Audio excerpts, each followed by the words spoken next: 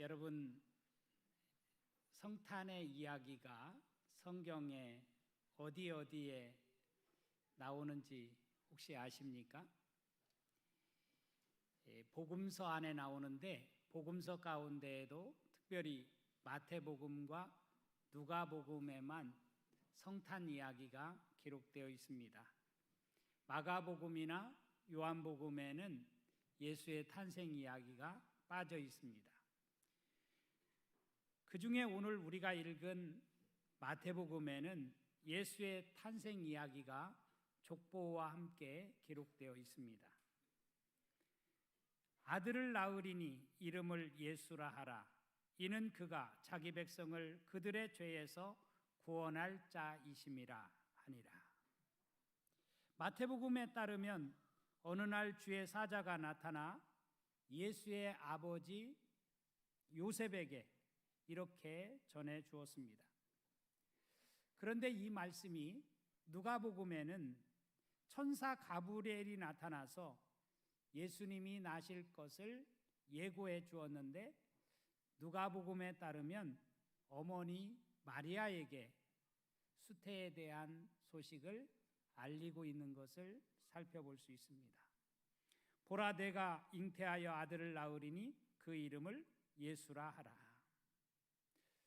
이렇게 두 복음서에 예수의 나심을 기록하고 있는데 마태복음에는 예수의 아버지인 요셉에게 수태의 고지를 말씀해 주셨고 누가복음에는 어머니 마리아에게 알린 것을 우리가 살펴볼 수 있습니다. 왜 이렇게 복음서 안에 두 이야기가 다르게 기록되었을까? 물론 두 번에 걸쳐서 다르게 나타날 수도 있을 것입니다. 하지만 분명히 이것을 마태가 요셉에게 나타나셔서 말씀해 주신 것이나 또 누가 기자에게는 마리아에게 나타나서 말씀해 주신 것을 이렇게 보도하는 것을 보면 아마 복음서를 기록한 저자의 분명한 의도가 있지 않나라고 하는 것을 우리가 짐작해 볼 수 있습니다. 우리가 복음서를 전체적으로 분석해 보면 마태는 왕으로 오신 메시아를 증거하고 있는 것을 알 수가 있습니다. 반면 마가는 같은 메시아인데 종으로 오신 메시아로, 바로 섬기러 오신 메시아로 소개하고 있는 것을 알 수가 있습니다. 그리고 누가복음에는 사람의 아들로, 즉 인자라고 하지요. 인자의 모습으로 오신 메시아를 소개합니다. 그런가 하면 요한은 하나님 자신이 인간의 몸을 입고 오신 것으로 기록하고 있습니다. 이처럼 복음서마다 나름대로 한 분 예수 그리스도를 증거하고 있지만 보는 각도에 따라서 약간씩 다르게 예수님을 소개하고 있는 것을 알 수가 있습니다. 창세기 32장에 보면 야곱이 야복강가에서 천사와 씨름을 하지요.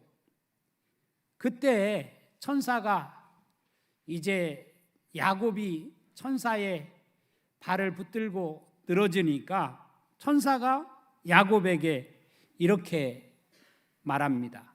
내 이름이 무엇이냐? 내 이름이 무엇이냐? 왜 천사는 야곱에게 내 이름이 무엇이냐라고 물었느냐면 이제는 내 이름을 야곱이라고 하지 않고 이스라엘이라고 이름을 바꾸어 주시기 위해서 그의 이름을 부르셨던 것입니다. 이렇게 볼 때 이름은 단순한 호칭이 아닙니다. 이름에는 정체성이 담겨 있고 사명이 담겨 있어요. 때로는 부모의 간절한 소망이 담겨 있는 것이 이름입니다. 하나님은 중요한 사명을 맡기실 때 이처럼 이름을 직접 지어주셨어요.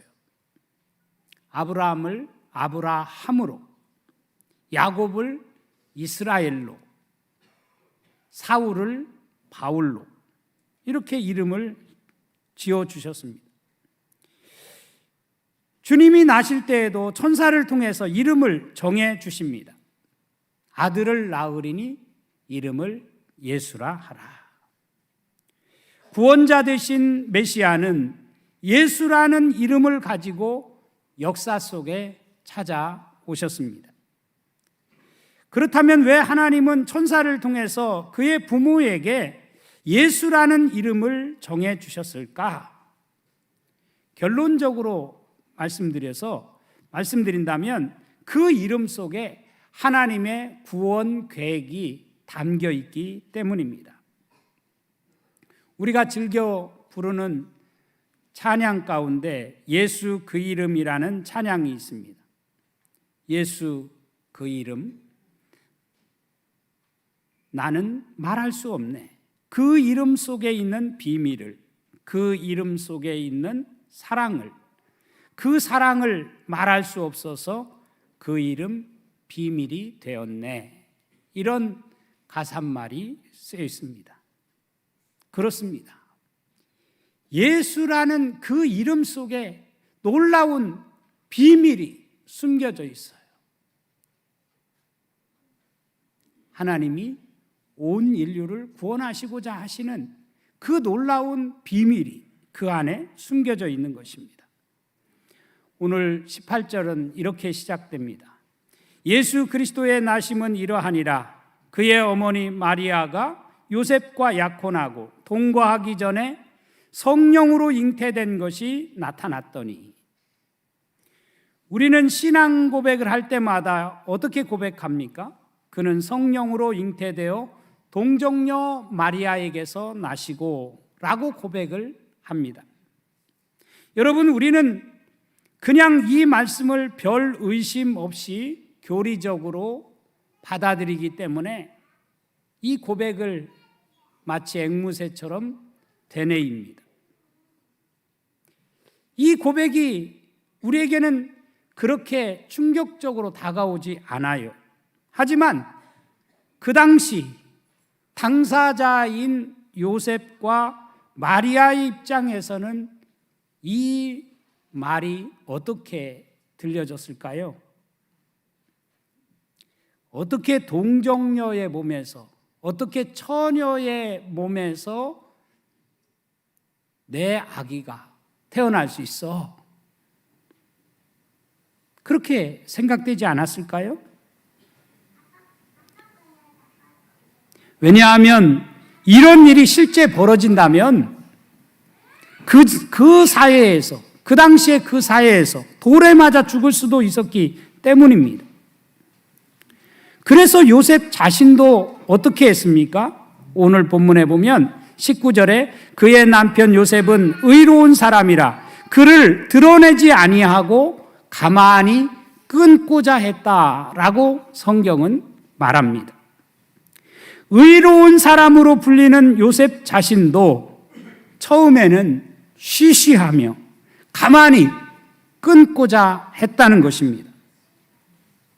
아마 모르긴 해도 100번 생각해도 도저히 이것은 내가 수긍할 수 없는, 받아들일 수 없는 일이라고 생각했을지도 모릅니다.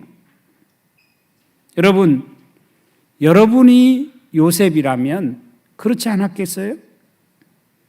아마 이런 사실을 누구에게 말할 수도 없고 난처한 입장이었을 것입니다. 그런데 이런 요셉에게 하나님이 또 말씀하셔요. 이 일을 생각할 때에 주의 사자가 현몽하여 이르되 다윗의 자손 요셉아 내 아내 마리아 데려오기를 무서워하지 말라. 그에게 잉태된 자는 성령으로 된 것이라. 그에게 잉태된 자는 성령으로 된 것이다. 하나님은 요셉을 보고 계셨고 요셉의 마음도 다 알고 계셨다는 사실입니다. 그래서 그에게 이렇게 말한 것입니다. 내 아내 마리아 데려오기를 무서워하지 말라. 그에게 잉태된 자는 성령으로 된 것이다.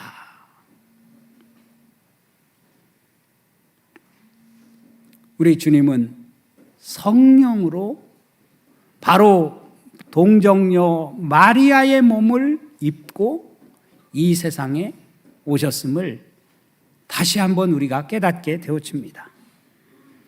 그럼 여기서 마리아는 이 소식을 듣고 어떻게 했나 하는 것을 누가복음의 말씀을 통해서 읽어볼 필요가 있습니다.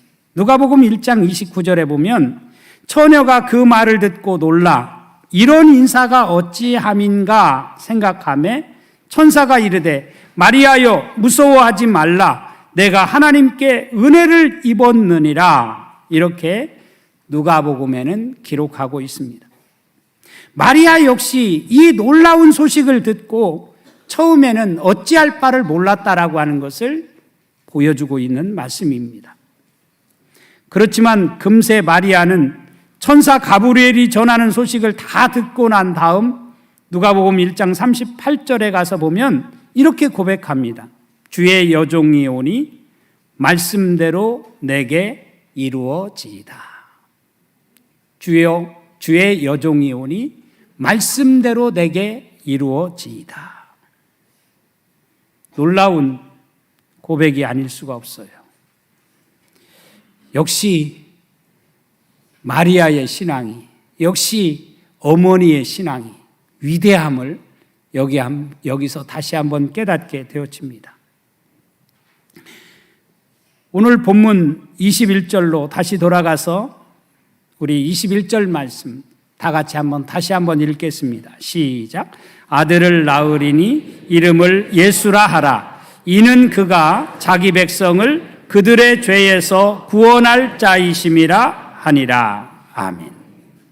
마태복음에는 요셉의 후손으로 태어날 메시아의 이름과 더불어 그 이름이 가진 뜻을 천사가 친절히 알려주고 있습니다.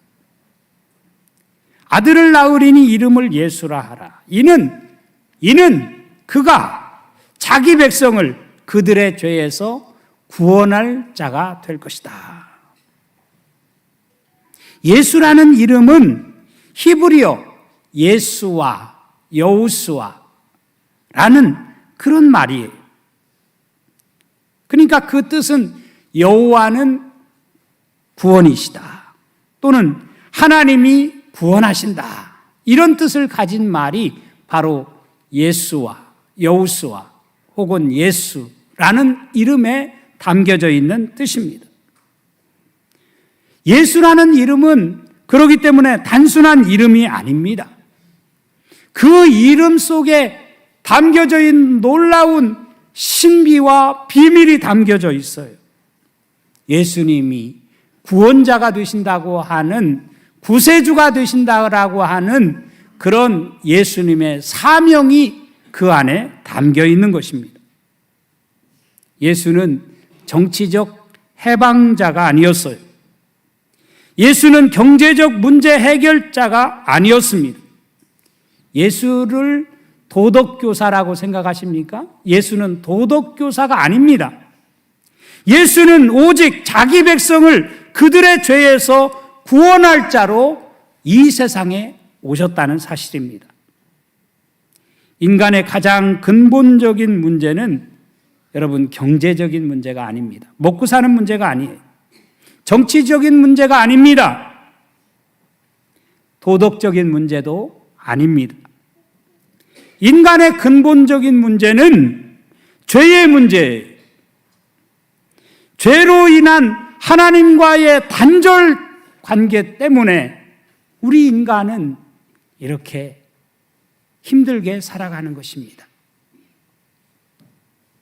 예수는 바로 이 근본적인 문제를 해결하시고자 하늘 보좌를 버리시고 낮고 천한 이 세상에 오신 것입니다. 이는 그가 자기 백성을 그들의 죄에서 구원할 자이심이라 오늘 우리에게 말씀해 주고 있어요. 로마서 3장 말씀해 보면 이런 말씀이 나옵니다. 모든 사람이 죄를 범하였음에 하나님의 영광에 이르지 못하더니 그리스도 예수 안에 있는 속량으로 말미암아 하나님의 은혜로 값없이 의롭다 하심을 얻은 자 되었느니라. 그렇습니다. 모든 사람이 죄인이에요. 의인이 한 사람도 없어요. 이 모든 사람이 죄를 범하여서 하나님의 영광에 이르지 못하는 이 단절된 관계를 어떻게 해결할 수 있습니까? 어떤 예언자를 보내도 어떤 율법을 보내도 이 문제를 해결할 방법이 없었던 거예요. 그래서 하나님이 친히 인간이 되셔서 예수라는 이름으로 이 세상에 오셔서 우리의 하나님과 인간 사이의 단절된 관계를 해결해 주시기 위해서 인간의 몸을 입고 오신 것입니다. 마태는 메시아로 오신 분의 또 다른 이름 하나를 말해주지요. 23절입니다. 보라, 처녀가 잉태하여 아들을 낳을 것이요 그의 이름은 임마누엘이라 하리라. 이 임마누엘의 뜻이 무엇입니까? 하나님이 우리와 함께 계시다라는 말입니다. 하나님이 우리와 함께 계십니다. 하나님이 여러분과 함께 계십니다.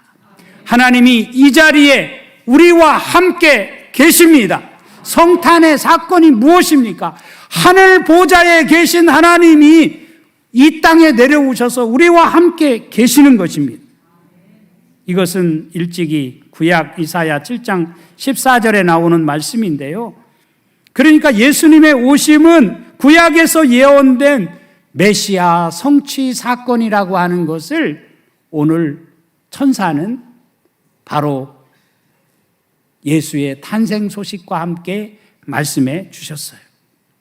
예수님의 오심으로 증명되어진 것은 하나님이 멀리 계시지 않다는 사실입니다.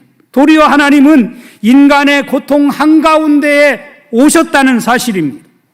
하나님은 하늘에서 명령만 내리시는 분이 아니라는 거예요. 도리어 우리의 눈물, 아픔, 죄, 죽음의 현실 속에 직접 들어오신 것입니다.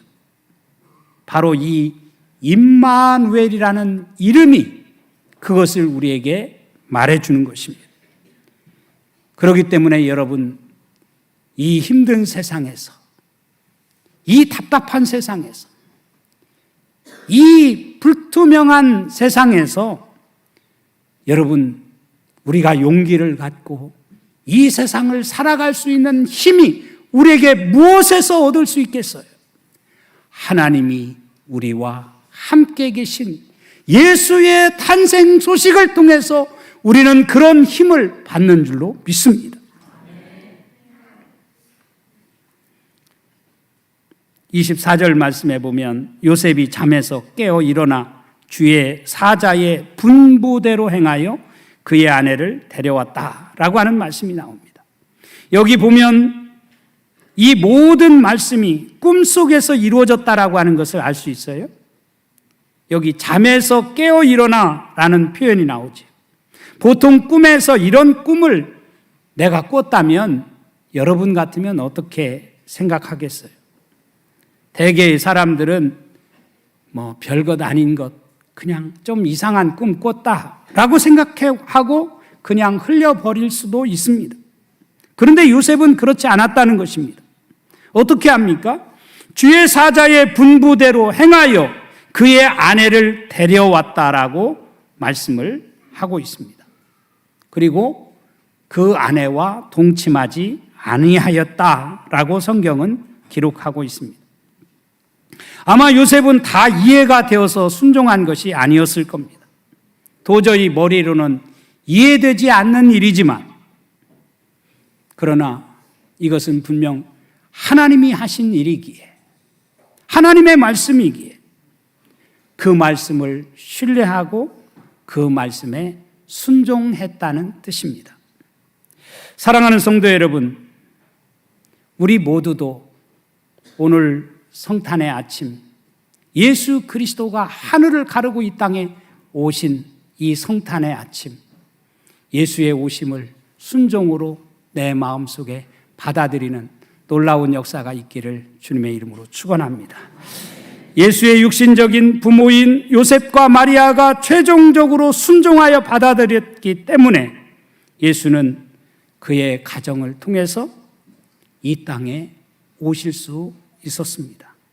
오늘 우리 농천의 모든 성도들도 예수 그리스도의 오심을 우리가 받아들여서 주님을 내 마음속에 모시고, 주님을 내 가정 속에 모시고, 주님을 내가 살아가는 삶의 자리에 모시고 주님과 함께 살아가는 가운데 승리하는 삶을 살아가는 복된 인생이 다 되어줄 수 있기를 주님의 이름으로 축원합니다. 우리 다 같이 기도하겠습니다. 자비로우신 아버지 하나님, 우리 주님의 탄생의 소식을 알렸던 천사의 말을 듣고 요셉이 그리고 마리아가 그의 가정에 예수님을 맞이하여 오늘 온 인류의 큰 기쁨의 소식으로 이렇게 들려지게 된 것처럼 2025년을 살아가는 우리 농천의 모든 성도들도 임마누엘 되시고 구원자 되신 예수 그리스도를 우리가 맞이함으로 이 힘든 세상 속에서 승리하며 살아갈 수 있는 복된 자들이 다 되어줄 수 있도록 은혜 베풀어 주옵소서. 그래서 진정 성탄의 소식이 참으로 우리에게 놀라운 축복과 은혜의 소식으로 다가오는 우리 모두의 삶이 될 수 있도록 하나님 축복하여 주옵소서. 예수님의 이름으로 기도 올리옵나이다. 아멘.